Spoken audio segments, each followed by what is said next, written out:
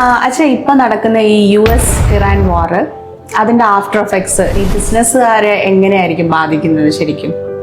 അതായത് ഇപ്പോൾ ഈ നടന്നു വരുന്ന ഈ വെസ്റ്റ് ഏഷ്യ വാറിൻ്റെ ഭാഗമായിട്ട് ഉണ്ടായിട്ടുള്ള എനർജി ക്രൈസിസ്, ഓയിൽ ഷോർട്ടേജ്, പിന്നെ അതിനേക്കാളെല്ലാം ഉപരി ഉള്ള കാര്യം എന്ന് പറഞ്ഞാൽ ഈ ലോജിസ്റ്റിക്സ്, ചരക്ക് ഗതാഗതത്തിലുണ്ടായ തടസ്സങ്ങൾ, ഇതെല്ലാം തന്നെ നമ്മുടെ എന്നല്ല എല്ലാ ബിസിനസ്സുകാരെയും ഒരു തരത്തിൽ അല്ലെങ്കിൽ മറ്റൊരു തരത്തിൽ ബാധിച്ചിട്ടുണ്ട്. അപ്പൊ അവര് ബാധിക്കുമ്പോൾ സ്വാഭാവികമായിട്ട് അവരുടെ ഫാമിലിക്കും അതിന്റെ ഒരു ഇമ്പാക്റ്റ് വരും അല്ലേ? ഓബിയസ്ലി. കാരണം ഒരു ബിസിനസിന്റെ ലൈഫ് ലൈൻ എന്ന് പറയുന്നത് അതിന്റെ ക്യാഷ് ഫ്ലോ ആണ്. ആ ക്യാഷ് ഫ്ലോ അഫക്റ്റ് ചെയ്ത് കഴിഞ്ഞാൽ ആ ബിസിനസ് കണ്ടിന്യൂറ്റി, ബിസിനസിന്റെ പ്രോഫിറ്റബിലിറ്റി എല്ലാം ബാധിക്കും. അപ്പോൾ തീർച്ചയായിട്ടും അതിനെ ആശ്രയിച്ച് ജീവിക്കുന്ന ഫാമിലി മെമ്പേഴ്സിന്റെ ലൈഫിനെയും അത് ബാധിക്കും.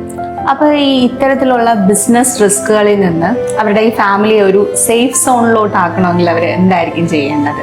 അതിന് അവർ ചെയ്യേണ്ട പ്രധാനപ്പെട്ട കാര്യം ബിസിനസ്സിൽ നിന്നല്ലാതെ തന്നെ ഉള്ള ഒരു റെഗുലർ ആയിട്ടുള്ള ഒരു ഇൻകം സ്ട്രീം, അതായത് ഒരു സേഫ് മണി ക്രിയേറ്റ് ചെയ്യുക എന്നുള്ളത്, സേഫ് മണി സ്ട്രീം ക്രിയേറ്റ് ചെയ്യുക എന്നുള്ളതാണ്.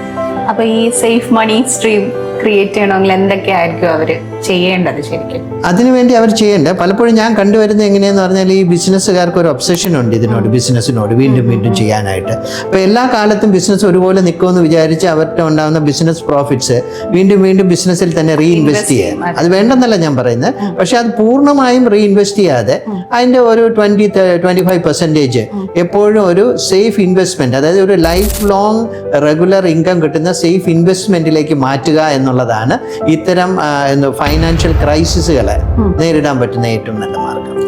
സോ ഇത്തരത്തിലുള്ള പ്രാക്ടിക്കൽ ടിപ്സിനായി ഞങ്ങളുടെ ഇൻസ്റ്റാഗ്രാം പേജ് ഫോളോ ചെയ്യുക.